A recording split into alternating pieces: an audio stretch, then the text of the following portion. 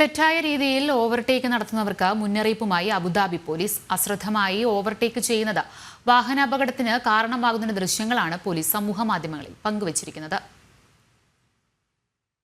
തെറ്റായ രീതിയിലുള്ള ഓവർടേക്ക് വലിയ അപകടങ്ങൾക്ക് കാരണമാകുമെന്ന മുന്നറിയിപ്പാണ് ദൃശ്യങ്ങൾ പങ്കുവെച്ച് അബുദാബി പോലീസ് നൽകുന്നത്.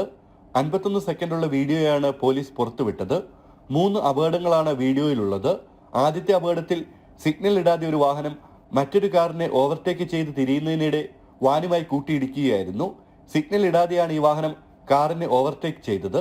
മറ്റൊരു അപകടം സംഭവിച്ചതും അശ്രദ്ധമായ ഓവർടേക്കിംഗ് മൂലമാണ്.